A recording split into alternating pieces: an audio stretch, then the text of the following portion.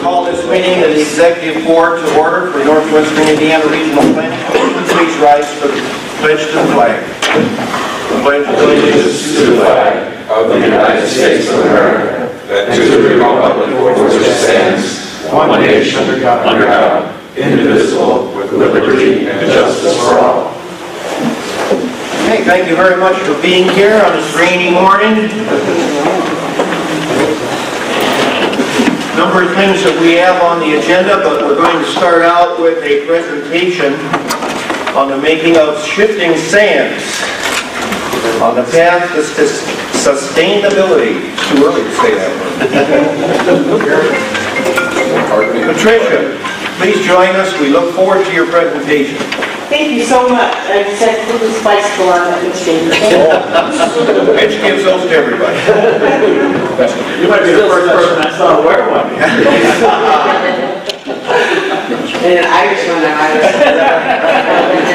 Welcome and thank you for being here. Thank you so much for having me. My name is Scott Wisniewski. I'm a local documentary filmmaker. I worked on the production Everglades in the North, the story of the Grand Kankakee Marsh several years ago. And then I was kind of recruited by environmentalist and Lady of the Lake, Lee Botts, to tell this story. And Lee had a 12-hour story. She was so excited about everything that's happening in this region, and she felt like the public wasn't aware of all the changes that she's seen come across in this area since she's been involved in the 50s and 60s and all the way up to today. So she wanted to tell that story. So we took all that, we filmed, we got told 200 hours of footage, 50 interviews across the region, and made it into a 1-hour documentary, amazingly, thanks to our editors. But what I want to say today before we show you, we're going to show you a few minutes of the presentation. It will air on Lakeshore Public Television tomorrow evening, Earth Day, 9 p.m. It'll also air in South Bend at 9 p.m. And it's been picked up by American Public Television, which is the national distributor for PBS. So it will air nationally in the fall. But what I've learned from this project is that this region is amazing, and it's something you should all be proud of. This region is really, we look at this as kind of a model. Somebody once told me this is ground zero for sustainability, because if we can make it happen here, we can make it happen anywhere. So you guys are really a model of how that happened. And it's been through trial and error over the years. As you'll see in this film, there's an arc of the story. But right here in this region, I don't know if you know, the science of ecology was born in North America. And I was fascinated by that. I never knew that. The very roots of the largest environmental organization in the world, the Nature Conservancy, started here in the Indiana Dunes. The most emulated legislation in the world came from here, the National Environmental Policy Act. The idea was drawn from a gentleman by the name of Linton Keith Caldwell. He grew up in Hammond, and he saw what was going on, and he thought, maybe we can do this better. And so now it's being used in 100 countries around the world. And we had the largest industrial hub in the world, right here. So sustainability means economic development, environmental, a clean, good quality environment, and quality of life for everyone. So we're trying to show how this region has kind of been a model through struggle, trial, and error over the years. So I'll let you watch the first 5-10 minutes, and then I'll sum it up. Thank you.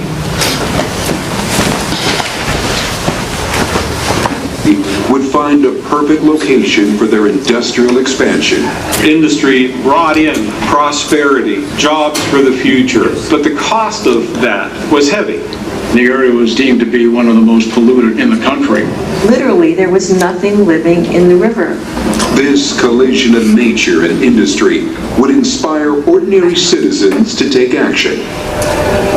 For over a century, a battle raged over this 45-mile stretch of sandy shore, and out of that battle may emerge a world where community, nature, and industry can endure together.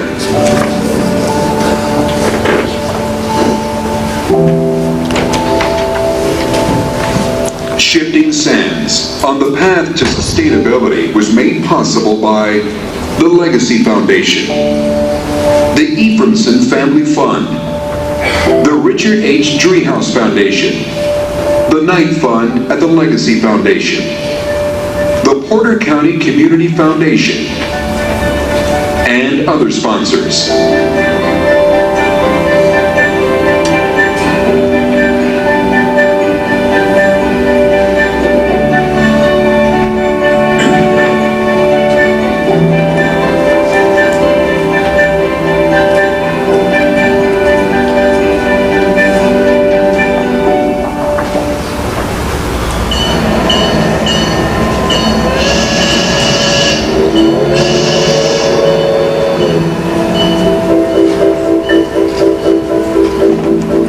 At the end of the 19th century, a young botanist was traveling through northwest Indiana on his way to the University of Chicago. His name was Henry Chandler Coles, and as he observed the Indiana landscape passing before him, something extraordinary caught his eye. There's a story that he jumped off the train to see for himself an amazing biodiversity in the vegetation.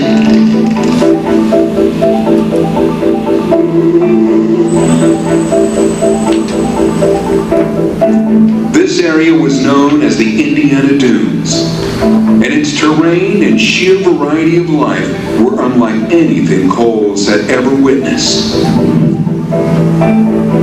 He observed ecosystems typically divided by great distances, all thriving together in this unique place. Windswept sand dunes, tall grass prairie, rivers, wetlands, black oak savanna, forests, and a globally rare feature known as dune swale.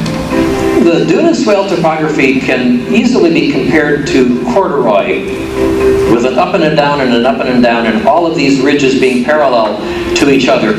Alternations of dry, wet, dry, wet, dry, wet makes the natural grounds incredibly diverse. Coles recognized that the area was different from other parts of North America.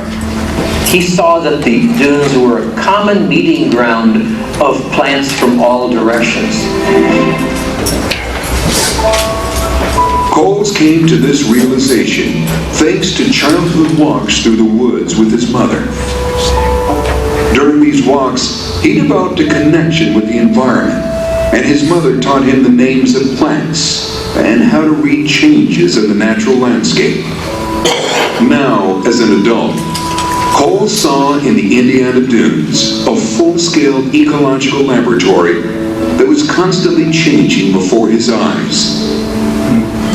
But this landscape would soon be threatened by the new driving force of the age, and that would lead Coles and countless others to fight for its salvation.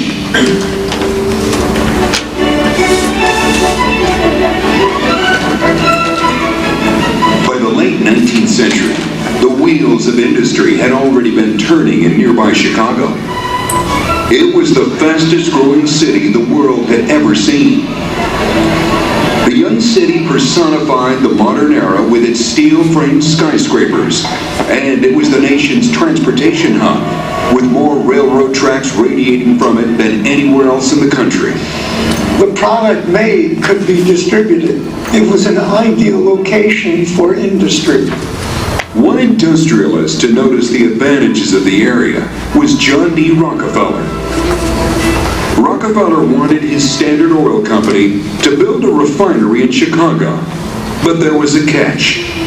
The city fathers decided to keep heavy industry out of the center of the city. And that is one reason why Chicago, uniquely among cities of its size around the world, has almost no industry on its lakefront. As an alternative to Chicago, Rockefeller looked across Lake Michigan to the land on the Indiana coast. And in 1889, he began construction on what would become the world's largest oil refinery near the tiny railroad depot known as Whiting's Crossing. The refinery would help the already wealthy Rockefeller become one of the richest men in the history of the world. And in the same year that his refinery opened, Rockefeller donated what he called the best investment he ever made. The money needed to establish the University of Chicago, the very institution from which the botanist Henry Chandler Coles would shape our understanding of nature. The focus of his research was the plant life in the Indiana Dunes, life that would fascinate Coles. He would write, "The struggle for existence always interests because our life is such a struggle. Nowhere, perhaps in the entire world of plants, does the struggle for life take on such dramatic and spectacular phases as in the dunes." It was this visible struggle that led Coles to pen his PhD thesis, which outlined the theory of plant succession, a huge breakthrough in the understanding of our natural world. Coles realized that time is an important factor when you're studying plant life. This is particularly noticeable along the Lake Michigan shoreline, where you have a beach that has no plants at all, but inland you begin to see marrow grass grow on the sand. And when the grass dies, it forms a mat on the sand, and other plants can then begin to grow. And over time, trees can grow in an area where no plants could grow previously. Thanks to the work of Coles, many consider the Indiana Dunes the birthplace of ecological science in North America. So that's just the first 10 minutes of the film, and I just wanted to say thank you for allowing us to show it. Tune in tomorrow night, Lakeshore Public Television, 9 p.m. It's Channel 17 on Comcast. Hopefully that you can all watch it. Lee would like to be here today, but she has the premiere tonight at Indiana University for all the people who helped us. So she's kind of getting ready for that, and her friends are coming in town. On your tables, there's also listings that will be showing in Green Gary this weekend at the National Park. It'll be showing at the Dorothy Buell Visitor Center this weekend as well, and there'll be other showings. Oh, at Field Museum, May 7th at the Field Museum, they're going to bring out 100 years of artifacts from the Calumet region. So fish from 1899, and it should be exciting. So thank you all. Thanks for the presentation, and I wanted this is for you. This is our poster and our DVD cover done by Barb Lavis. Excellent, we will put this up. Thank you.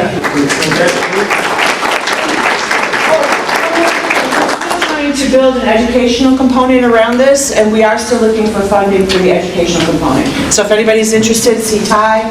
Also, if anybody's interested, there might be a few more seats at the premiere, see Ty. Okay, thank you. Thank you very much. And again, a well-deserved applause for excellent what we saw.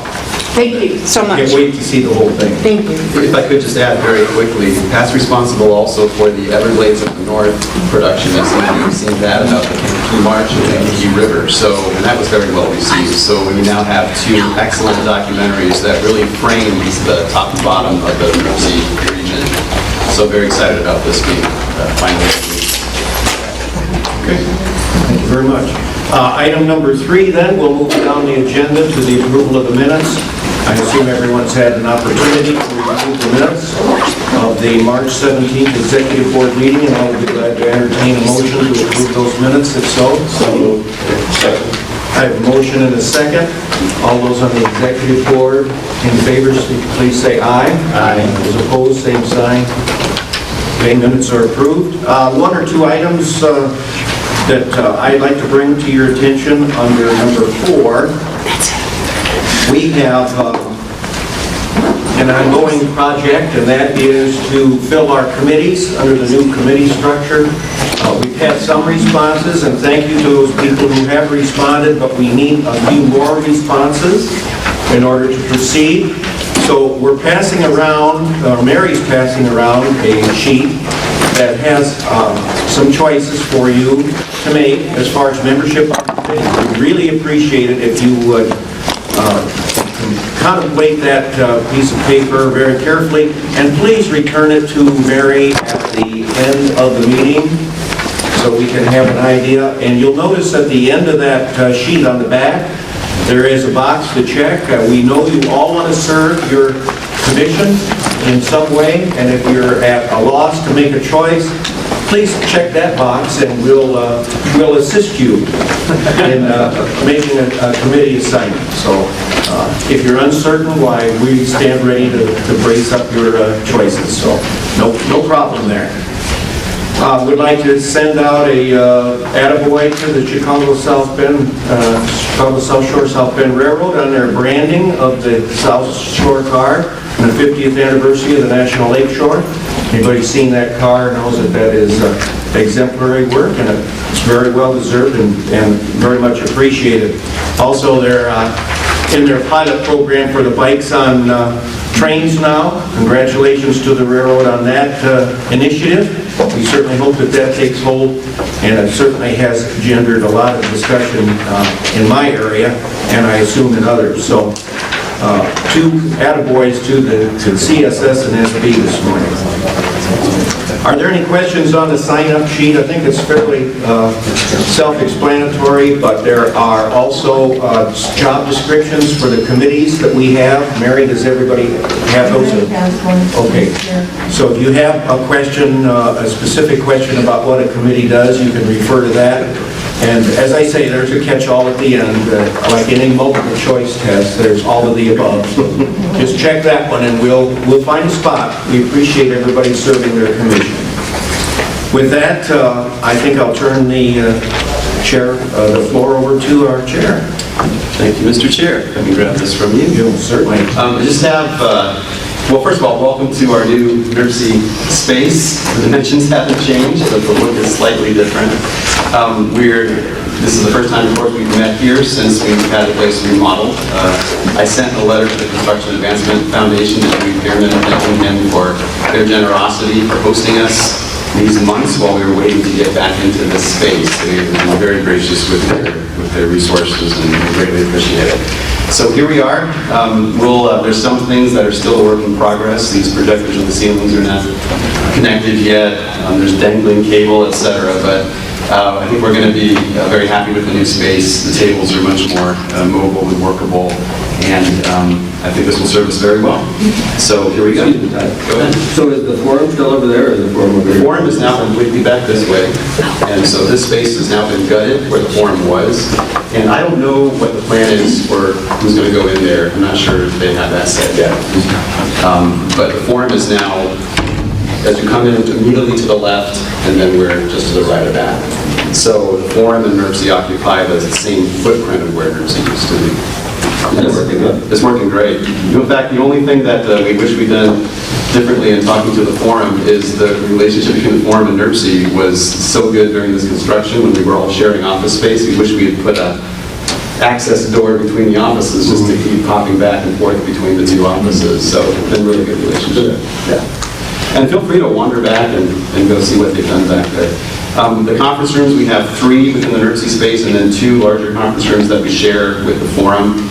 So if you ever get a notice about the dune or swale room, and in light of the Shifting Sands documentary, you know what that is. Those are the conference rooms on the way back to the forum offices. And then the other conference spaces we've named after bodies of water. So we have the Calumet room, we have the Kankakee room, and we have the Lake Michigan room that we're in right now. So there's an Earth Day theme, I guess. I didn't even plan it that way. If I could, just bear with me. I've got 5 things to cover, but I'll be very, very quick with them.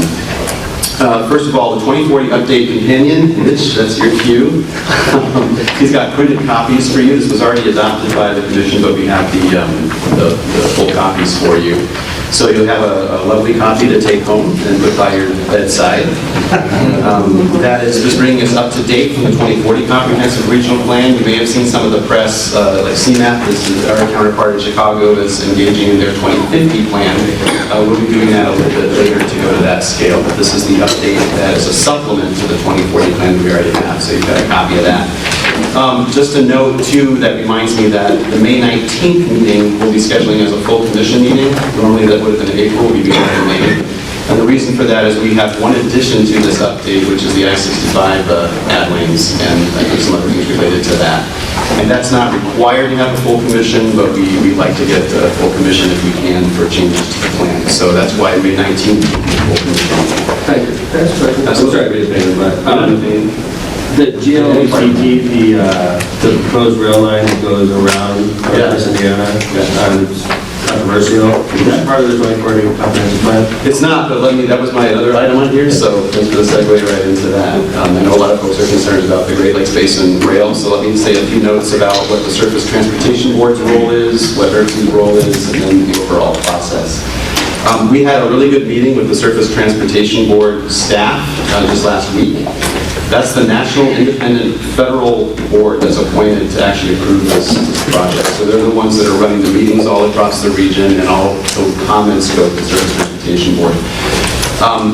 They're responsible for that decision. And NERC has no formal role in this process because this is proposed to be completely privately financed. So doesn't come through NERC's process for approval for the TIP and that sort of thing. There's no federal money involved. That said, the meeting with the Surface Transportation Board, we offered to share, just like we would with any large project, data as they need it, population data, our mapping resources, etc., trying to give them more information as they try to make an informed decision. So with that in mind, the process is right now what they're in is a scoping process. So the meetings have them to take input on the process. You've seen a lot of that in the papers, I'm sure. Those have been very well attended. This is a scoping phase. The comment period, I think, has been extended to mid-June. So there's a longer period to comment than was originally planned. And then what happens after that is they'll be creating the environmental impact study for the project. So we're talking another 2 years out, which will be on that, to do the environmental impact study. As part of that, they'll be developing alternatives, including a no-action alternative. So there's a long process here. This is information gathering at this particular stage. And to help with that, we've got, because it's such a project that's gotten a lot of press, we created a page on the NERC website at nerc.org that just summarizes the role of NERC, the role of the STB, puts a link to the STB's website on this project so comments can get submitted to the STB. And one of the things they told us that I was impressed with is that they've been extremely transparent with this whole thing. Every comment that gets submitted to them gets indexed, searchable, etc. So all the comments, even as James Winters, I'll just point out, he's our great person. Sorry to call you out, James, but James has been the point person on information on this. And we've been directing people to the STB site to comment because that's who takes in that information. The public meetings, I think there's only one more public meeting in this initial scoping project that's available left to attend, and that's in Seneca, Illinois, at the Seneca High School. The times, I think, are 5:30 to 8 p.m. this evening. And then there's a webinar on April 27th. And again, if you follow, that's from 1 to 3:30 p.m., which is the same content as the public meetings, but you can do that online and do it that way. All of these, we've got the links to this on our website at nerc.org. Just look for the Great Lakes Basin Railway link, click on it, and that'll take you right to the comment site for the STB. So we will keep you posted as this process develops. And got any other questions? Do you think NERC should take a position on that? I mean, even though we don't have to, I mean, we were intimately involved in the Ileana. Right. It's a very similar path. It's a very similar type of situation. Yeah, in fact, early in the process, Frank Patton, the person behind this, has been talking about this project for a very long time, and at one stage had tried to coordinate this with the Ileana back in 2013. In my personal view, this is way early in information gathering, and that's what they're doing. When they develop the EIS, and then they have alternatives, and there's much more information, and the environmental study is done with that, then I think the commission will be in a position to decide if they want to comment. But in my opinion, I think this is way early. Thank you. Okay, just a few more things, if I could. Speaking of planning efforts and our update companion, the Marquette Plan, which many of you are familiar with lakefront preservation and development. We adopted Phase 3, or the Marquette Plan 2015, and now we're into a phase of the Marquette Action Plan. And you've all got on your places a nice little business card with a link through a QR code on the back, or just go to the NERC website, it's on the homepage, to respond to a survey about lakeshore access. And I don't know how many responses we've been getting so far, but we've been trying to distribute this far and wide, and I would encourage folks to go to nerc.org and respond to that survey as we try to implement the Marquette Plan. Two more quick things. I want to comment on something actually that's later in the agenda, just because we've been having some very good meetings with the other counterparts to NERC, the other NPOs, CMAP, Sewer PAC, which is the Southeast Wisconsin Regional Planning Commission, and the Southwest Michigan Regional Planning Commission. As a lot of you know, there's something called the Wingspread Accord, because it was signed at Wingspread and Racine, that has those four agencies agreeing to work together, and that's been extremely fruitful, especially with Joe Szabo being the new head of CMAP, who, by the way, was formerly head of the Federal Railroad Administration and a former mayor of Riverdale, Illinois. He's been hitting the ground running and wanting to be able to connect with his counterparts in the region, so we've had a series of very, very good meetings. And so just to highlight now, although we'll get to it later in the agenda, there's two updates to the cooperative agreement with CMAP and the cooperative agreement with the Southwest Michigan Regional Planning Commission.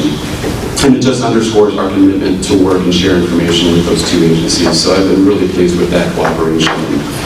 We've got a meeting coming up, I think, another one in June. The last thing I just wanted to comment on is just an event that some of you were at. The forum hosted a visit from Peter Kageyama, who wrote a book called For the Love of Cities, which I read a while back and heard him speak about 2 years ago. And the forum brought him to the region, which I thought was an extremely good event. His whole message is how to, what things can cities do to help their residents really fall in love with their cities, and he puts it exactly in those terms. And it was, I think, a very, very good event. We had him for not only to speak, but to do an entire workshop with those who were present.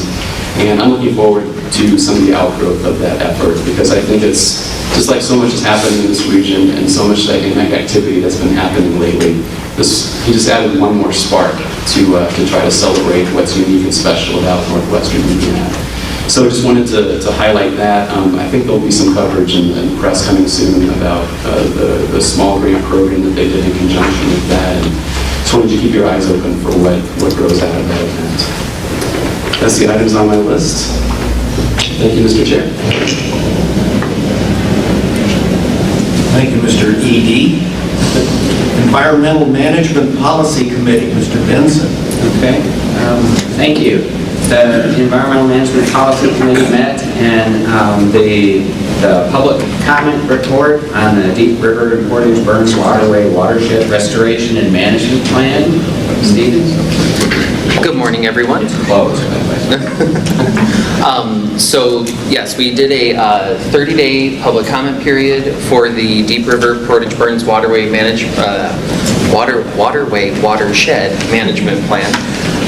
It was just, there was no public meeting, it was just a 30-day comment period to kind of put the final draft out there. We've been working with a steering committee of various stakeholders, etc., since about 2013, working on this. So there have been a lot of input throughout the process. So this is just sort of make sure, put a button on it before bringing it here. So you'll see on pages 5 and 6 is the public comment report for this. We received one public comment, which was basically just to reflect some updated information, just to make sure that everything was accurate.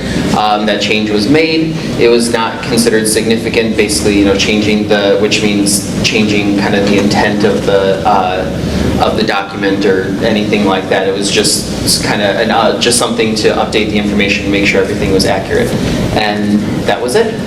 Any questions? All right, thank you. And next is the recommendation of the Environmental Management Policy Committee is to recommend Resolution 16-10, which is to accept the Deep River and Portage Burns Waterway Watershed Restoration and Management Plan. That's on pages 7 through 8. So we have a motion. Do we have a second? We have a second. Discussion? Mr. Chairman? Yes. I would just like to say that I've been very impressed with Kathy's involvement in this project, and Joe Exel as well. They've really reached out to our office quite a bit. We've had meetings on this plan, and it's refreshing to see this looked into. The way that it is, as someone who, I'm kind of a water geek myself as the county surveyor, and it's good to see these things really being explored and studied. So I'm hopeful that we can kind of coordinate some of our projects with the watershed with the plan as well. I think that's part of the idea. So I want to thank them for their time and all their great work. Thank you for your comments. Thank you. Appreciate that. Any other? I'd like to, I think it's important to remember this is a bi-county effort and involves the cities that are both of our counties, smaller part of unincorporated county municipalities, but it's still important that we're all working together for the county. Thank you. Thank you for your comment. Any further? The other thing I would just like to remind everybody is this is the first. So the item asked NERC several years ago to take this on because no one else would. And so it's really something, and it's groundbreaking. Okay, we have any other comments? We have a motion and a second to approve 1610. All those in favor signify by saying aye. Aye. Those opposed, same sign. The resolution is approved. Thank you. That concludes our report. Thank you. Thank you, sir. The Transportation Policy Committee. You want me to give that turn? Please. Use the mic. The Transportation Policy Committee met on April 12th, and unfortunately, I had other business, could not make it, but the committee heard a presentation from the staff on new trails being opened in 2016, and all 9 miles are planned to be completed by the year's end. For more information, Mitch is always glad to fill you in. He'll grab you right by the arm. The committee heard another presentation from staff regarding the survey for the Marquette Action Plan. This document will help improve access to Lake Michigan, and the survey can be found on NERC's website, nerc.org. There was a lengthy discussion and several motions on how to best divide the $1.149 million of unprogrammed funds at risk being returned to NDOT. Consensus was reached with the city of Hammond receiving $200,000 and prorating the remaining funds based on the project application submitted by the transit operator. STIP submission window deadline was April 13, and NERC used an emergency amendment. We have several actions for consideration today. The first two regarding approvals of cooperative agreements with the Chicago Metropolitan Agency for Planning, found on pages 9 and 11, and the Southwest Michigan Planning Commission, found on pages 12 and 13. Steve String will explain these agreements. Thank you. Microphone.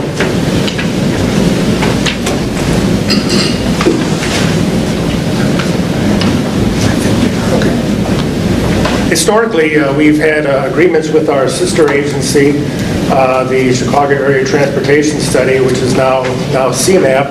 We've had a planning agreement with them for probably 30 plus years. And we've also had an agreement with a similar agency in Southwest Michigan.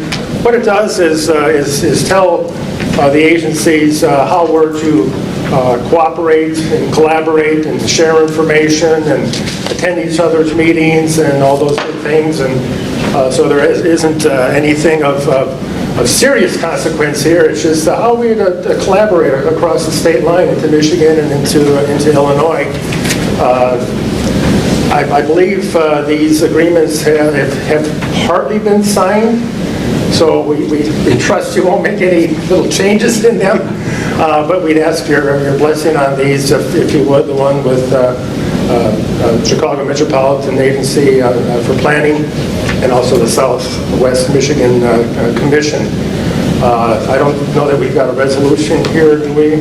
We need to take action. But take action to Chair to sign. Yes. I will call. Is it a separate one or for each one? I'm going to ask for the approval of the executive board to authorize us to sign the CMAP agreement. Is there a motion to that effect? Second. And a second, any discussion? I think this becomes particularly significant with the Great Lakes Railroad. that we're faced with in the near future, and we need that cooperative. I appreciate your comments that we need more understanding, more research, but we have very strong feelings out there across the south part of our counties, but we do need to find out more, and we need their cooperation. The collaborative effort is well worth it. So we have a motion and a second to authorize us to sign that agreement. All those in favor signify by saying aye. Aye. Opposed, same sign. That motion is approved. Is there a motion to approve a similar agreement with Southwestern Michigan Planning Commission? So moved. Motion and second. Discussion. Being none, all those in favor signify by saying aye. Aye. Opposed, same sign. Those agreements will be signed then by the officers. Public comment report is next, sir. Yeah, Transportation Improvement Program amendments 18 and 19, and are found on page 14. Steve? Good morning again. So on page 14, you'll see an extremely brief public comment report for TIP amendments 18 and 19. These just required a 7 per our public participation plan. These just required a 7-day public comment period. They were made available during that time, and no comments were received. Any questions? Thank you. The third action is approval of the resolutions 16-11, the 18th amendment to the fiscal year 2016-2019 Transportation Improvement Program found on pages 15 to 18. Gary Evers? No? Okay. Yeah, I'm sorry, we've temporarily misplaced Gary, so I will do it. We had it here a minute ago. The highway projects. The highway projects are listed in your agenda packet. There is nothing controversial or unusual about them. These are both INDOT and local projects, so please, if you have any questions, I'll make something up to answer it. I haven't really looked at him. Oh, there he is. Okay. There, Gary will answer any questions. Are you done? I'm done. Thank you. You're welcome. Wait and see if there's any questions. Action on the resolution 16-11. I'll make the motion. All right, second. Okay, there is a motion and a second on resolution 1611. Any comment or discussion? Questions? Narratives? Editorials? Moving on, the fourth action. Well, I didn't take a vote. All those in favor signify by saying aye. Aye. Opposed, same sign. We're trying to get this done. I know. I appreciate your effort. The fourth action is approval of resolution 1612, the 19th amendment to the fiscal year 2016-29 Transportation Improvement Program found on pages 19 to 22. Now, Melinda, Yes. you ought to give this to Gary. Yes, I just asked him. I just asked him if he wanted his equal time up here this morning. So, no, thank you, Gary. The projects for amending into the TIP relative to transit are all NICD projects, and these all came up as a result of the final apportionments for FY16 that came out, and NICD actually made out pretty well. They had a couple more $1 million, so they went back and revised their program of projects. We did do a comment period and received no comments. They are all kinds of basic maintenance stuff, track improvements, replacements, and that kind of thing, station improvements. Joe Sirkovich from the railroad is here this morning, and so I'm sure if you have any questions, Joe will be able to answer them. Thank you. The Transportation Policy recommends actions on the resolution 1612. Motion to 12, 1612. 1611. Is 12. Second. Okay, we have a motion and a second to approve 1612. That's amendment number 19. Discussion. Any questions? What impressed me was that they're attempting to rebuild cars and replace track, not a total replacement, not new, but actually maintenance. Any other comments? Hearing none, all those in favor of 1612 signify by saying aye. Aye. Opposed, same sign. 1612 is approved. The next meeting of the Transportation Policy Committee will be on Tuesday, May 10th at the emergency office at 9 o'clock, I assume. And that's the end of the report. Thank you, Mr. Decker, I appreciate it. And all of those of you who may have been panicked when you heard that we were approving the 18th Amendment, it has nothing to do with it.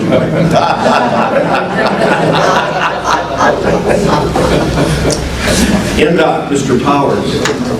Good morning, everyone. Just a brief update, again, as I had stated last month, and I'm not sure, since I'm sitting next to this gentleman, I know he's going to probably ask about cable barrier.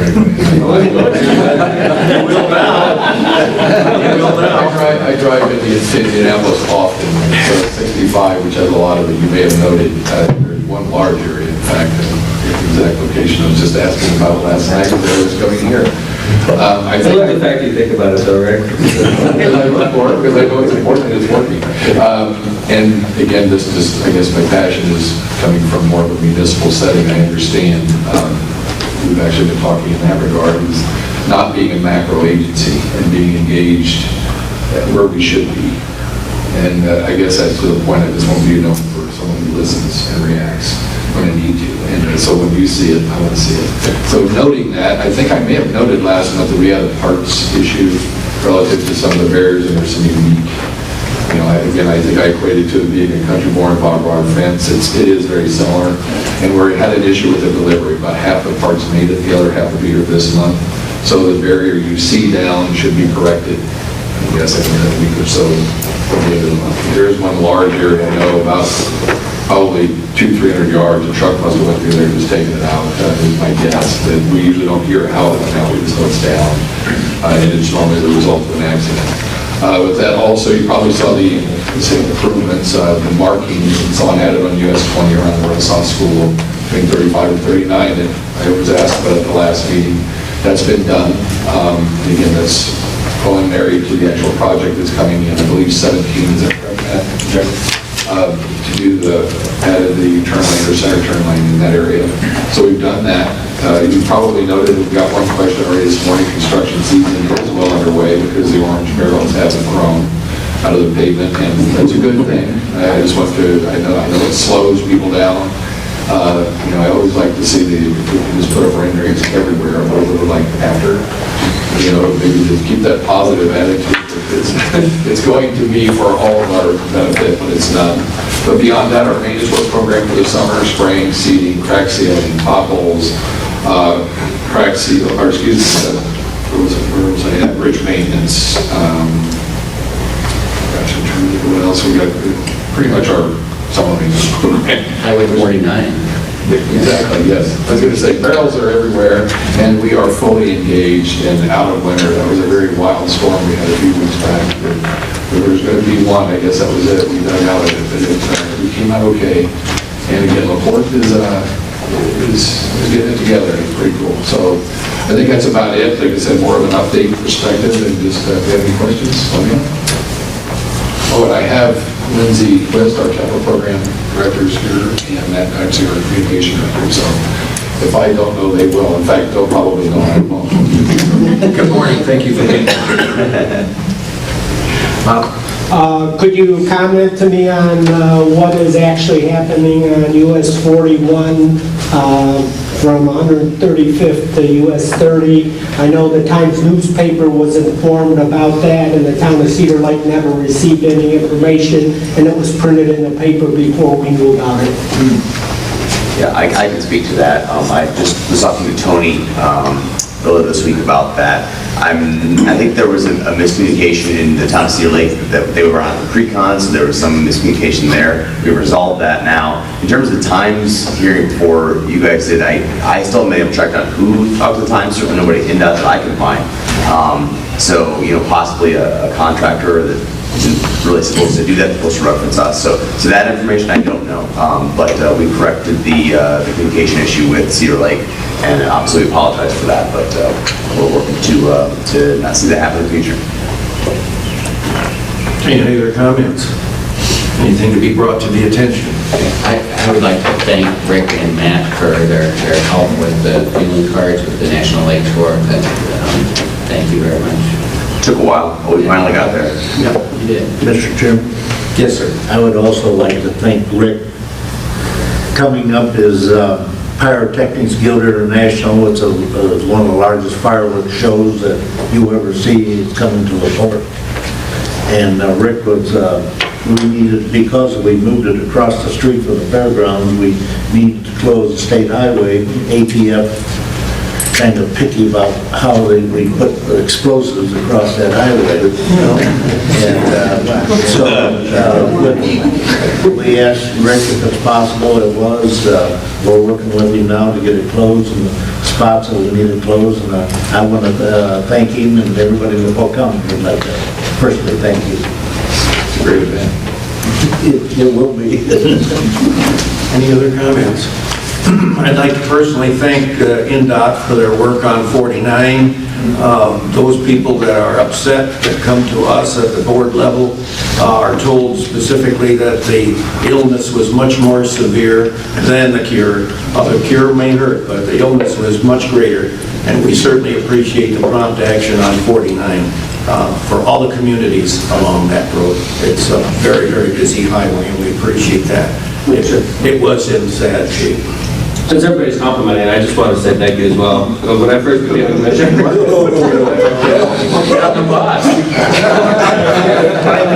Let me make sure. the microphone suddenly comes close. I can make sure Mary gets that down. Go ahead. No, when I first became a commissioner 13 years ago, when I brought up cable strip barriers, the attitude at the time wasn't very receptive. That's truth. And I noticed when I go places like Michigan, or I drive to Illinois every day to take my son to school, I noticed that cable strip barriers, they sometimes have them on both sides of the highway. So the fact that NDOT cares enough and Rick comes in here and talks about it every time we have a meeting, it means that they care, and I appreciate it personally. I just want to say thank you. Very good, thank you. And NDOT will spring for lunch for the commission. All that crazy. Over there. All that praise you just got. I gotta say that felt pretty good. All right. Wait till next month. Well, we have to do it once in a while so we can come back. Other business? Mr. Chairman. Yes, sir. I just wanted to make sure I'm clear on the Great Lakes proposal around. So first off, because why we're not considering an emergency, because I imagine Kevin and people from South Lake County, and I imagine there's a lot of people feeling pressure, and I've been reached out. It really doesn't affect Hammond much, but so when people ask me why haven't you discussed an emergency, first off, there's no federal funding involved. Right. So that's, but secondly, we do eventually have to consider it in some form or fashion, right? That's the thing. You can't. Right. There's no requirement. We could, because it is a transportation plan and we are a planning agency, but, once they come up with a route, which could be a year or two from now. Right. So in the meantime, when our constituents ask, it's like, there's no federal funding involved, and they don't even know the route. Once they know the route, we may get involved, but there's still no federal funding involved, so we don't have to get involved. I think it's fair to say that we're in a stage of information gathering right now to make sure that when we do, and if we do make a position statement, we have all the facts in front of us. And at this point, I think it'd be premature to make any further statement. South Shore, federal funding, they knew the route. Ileana, federal funding, they knew the route. Then this one, they don't know the route, and there's no federal funding. It's much fuzzier. I have a question about that. One thing that doesn't matter about what route they take is they have to cross every north and south road. And Munster is spending millions and millions of dollars to separate a grade crossing. Trains do not have an option of overpasses. They can't go up and down and up and down. So to physically lift I-65, whether it's 4 lanes or 6 lanes, does impact federal highway dollars. So does 41, 39, 37, it's 55, it's et cetera, et cetera. So it comes into play at some point, just logistically. How is that going to occur to separate the grade crossings? Because it's not an option to have ground transportation like in the north, like we don't have I-65 going at grade with trains. It's above that. So I can answer a little bit of that. we've had to talk with Mr. Patton, like probably you have. There are something like 62 bridges at this particular time that they are going to span every major highway in its route. And that could go up. He doesn't know. I mean, it's one of those deals. We don't know where the route's going to go. We don't know if he's going to even get his funding to get it through. I mean, there's so many things we don't know that nobody can make this educated guess until after all the studies are done on the environmental. After those are done, then pieces start coming together again. And until then, nobody knows anything. It's a guess. The constituents are involved, though, that's the thing, and they put pressure on us because they're fired up. I mean, they talk to people like Kevin, or they talk to people like ourselves, and they say, what are you guys going to do? So it's hard for us to say, well, we'll tell you in a year or two. Well, we're studying. Mr. Chairman, I was at the meeting in Lowell at the Surface Transportation Board, and they were and they are seeking input on the route and alternatives as well. So I think NERC and the staff here and the commissioners would be in a kind of a unique position to provide that if they're looking for potential alternatives as well. So I think it's worth looking at sooner rather than later. Go ahead. A lot of what I was going to say just got said. I mean, the applicant's proposal is to grade separate basically everything. So time will tell in the details of how that works out and what it impacts. And I completely forgot what I was going to say.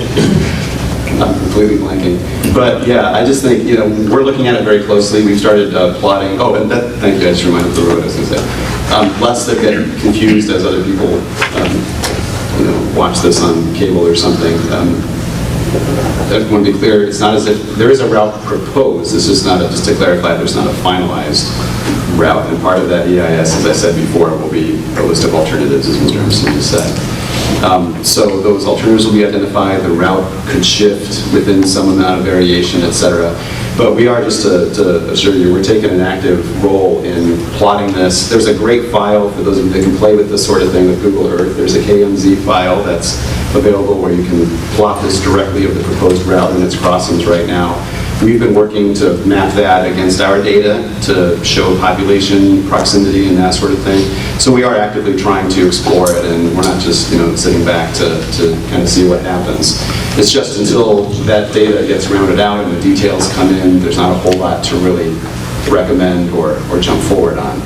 But again, we've got this page on NERC's website. We're going to keep populating that with information that we have, so there's a source for folks to be able to get that, and then also to be able to comment on it. Because one of the issues was that there's a line that goes through like Shelby and Schneider that it's not being used as it could be, and there could be expansion on that line where rather than putting a whole new line. And I take it again back to drainage. For me, it's dealing with the railroad sometimes and drainage issues is not the easiest, and so a line cutting through an area of Lake County that already has a lot of drainage issues is a concern for me. But yeah, I think it's important, incorporating into NERC's overall transportation plan, and if there's an existing line that could be used, I think it's important for us to make that statement if that's the fact. So I think you bring up a very good point, and that is that years ago we were very, very anxious to tear up railroads. Right. And right now, we're sorry that some of them, we've got kind of, not anti-trail. I love the bike trail. I don't want to get bugged on the way out by Mitch. The fact is, we could have eliminated some of this problem if we hadn't been in such a rush to abandon some of those intercontinental rail lines that went through. And we won't go through naming them. It's past history. You know where they are. They're gone, but it's too bad. And we're at the point now where we need to monitor this situation, and I think that would be my response to anybody who asked me that NERC is not taking an active role. Doesn't mean we're not monitoring the situation and watching for what's going on. And then at some point, when it becomes apropos and appropriate, then I think it would be fair to make some kind of a statement. But I think, right now, in my opinion, this is just my humble opinion, I think we need to monitor what's going on and what the different routes they come up with, and what the pluses and minuses are, and take the whole package one at a time, and then make an educated statement. That would be my recommendation. I'm one vote.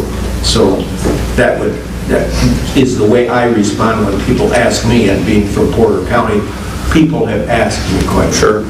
So that's the position I've taken, is that we're monitoring, actively monitoring what's going on without making judgments at this time. So, Mr. Chairman. Yes, sir. One of the things I would ask in a timely fashion, that we develop a better relationship with the Surface Transportation Board, because it was ridiculous. They were going to have a meeting in Porter County until the county commissioners broached the issue. A couple of the other issues is that we avail this process of the environmental analysis, the transportation analysis, and the economic analysis and impacts on our counties, because Bill Emerson just brought up the issues we're going to have with drainage, the impacts on the environment, the wetlands that they'll be crossing, the cost to the local road users, let alone the counties and municipalities that this will pass by and through, the diverted traffic, the economic routes, how it's going to affect, although not as many manufacturers or commercial districts are down toward the south end of our counties, this still has impacts on routing, and most important, the business we all forget about is agribusiness and how it impacts our farming communities. I think these are all worthwhile considerations, and we'll let the record show that they've been discussed. Any further comments on any other topics? Gary? Would it be inappropriate for me to make a statement here? I attended the meeting in LaPorte, where one speaker from Porter County introduced our 2040 comprehensive plan into the docket. And she quoted from our plan in her testimony. So I think, we've got, maybe, I agree with Ty, later on down the road, there may be something here for us. But I think we've got the population behind us, that people have read our plan, they seem to understand it and are interested in pursuing that. As a resident of the city of LaPorte, I've concerns about, I live 3 blocks from the railroad that already has 50 trains a day on it. Is this going to mean there's going to be 100? I don't know. But nothing for you today, but it's just that we're already in the docket on record. Well, we certainly hope that anyone who references the 2040 plan, either in opposition or in favor of this, represents it correctly. It was very positive, incredibly positive. Okay, any other comments? Mr. Chairman. Not in particular, as not as Rich talks, but I would like to give an open invitation on May the 26th at 2:30 at Riley Road in the city of East Chicago. We'll be doing groundbreaking for the Klein Avenue project. So we're opening it up to the public, and any other board members will come and share in that event with us. It'll be a happy day. Yes.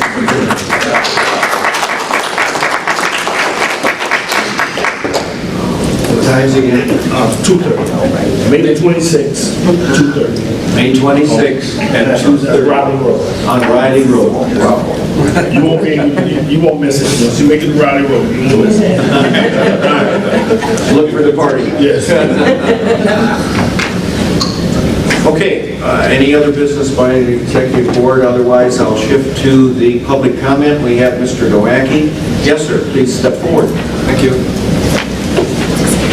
Mr. Chair, members of the commission, thank you for the opportunity to speak. My name is Jim Nowacki. I'm a resident of the city of Gary.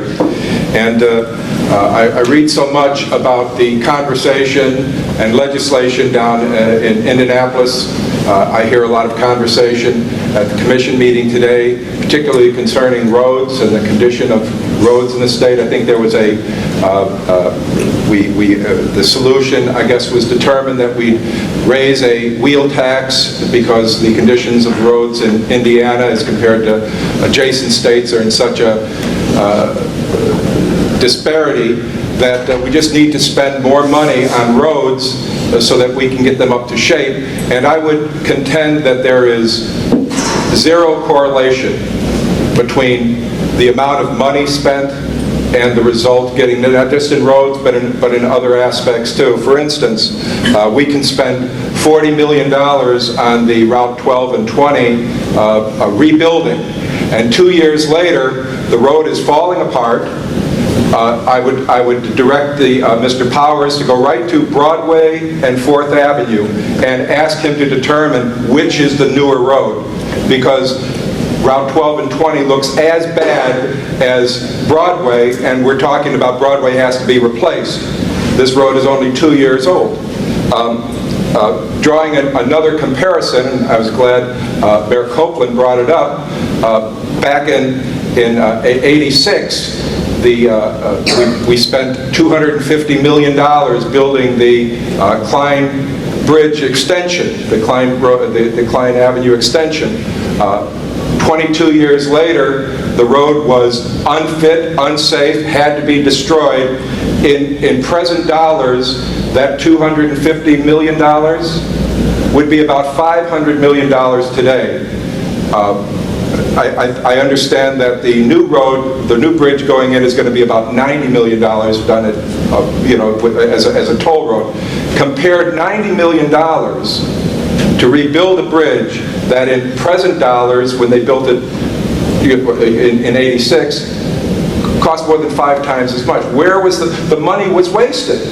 The money was wasted, not just the money, but also the 14 lives that were lost in that. And I would bring further that the problem comes from not just the planning and the execution of a project like that, but when these lives were lost, and by the time all the dust had settled, nobody was held accountable for either the waste of the money, the waste of the lives. Instead, a gentleman's agreement was reached between NDOT and the contractors. I guess there was enough blame to go around for all the parties. So as we talk about more roads being built, as we talk about more taxes being spent, and expecting results different, unless we change. And I'd be very happy to direct Mr. Powers and his staff to the internet, where there's all this information about why roads, what you need to do to specify roads, why roads fail. It's all right there. You don't need to hire a consultant. You don't need to ask me. It's all right there for anyone to, for Mr. Powers and his staff to figure it out. But Mr. Copeland, Mayor Copeland, congratulations on that project and setting a great example. What the state of Indiana needed to spend to build a bridge, what private enterprise and a little hard work was able to do. So congratulations. But I'm very disappointed to find that no attention is being made on that 1220 extension. I'm going to continue bringing it up because I've read somewhere that in order for people to actually understand a point, it has to be repeated 30 or 40 times. And I think I'm probably up about 5 or 6, so I've got a ways to go before Mr. Powers, the commission here, understands we've got to do more than just spend money. We have to look at what they're doing in Ohio, we have to look at what they're doing in Wisconsin, and figure out why are their roads so much better. And I don't think it's just because they're spending money. I think it's because they're doing the work correctly. Thank you. You're welcome.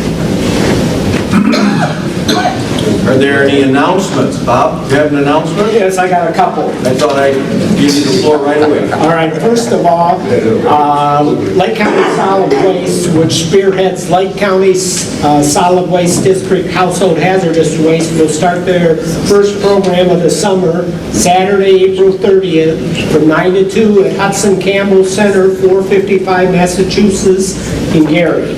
And anybody in Lake County that needs a copy of this, I brought some of them with me.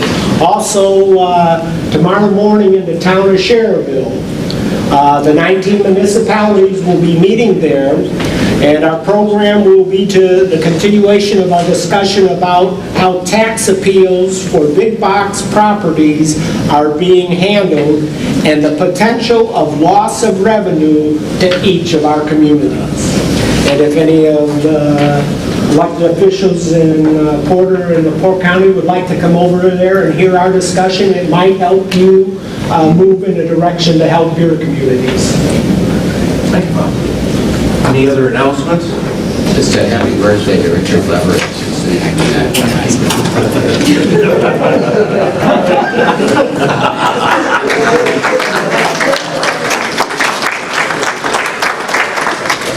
Mr. Benson, were you suggesting we sing? Oh, that'd be lovely. Without me. I'll entertain a motion to adjourn. So and I have a second and a motion. All those in favor signify by saying aye. Opposed, same sign. Meeting adjourned.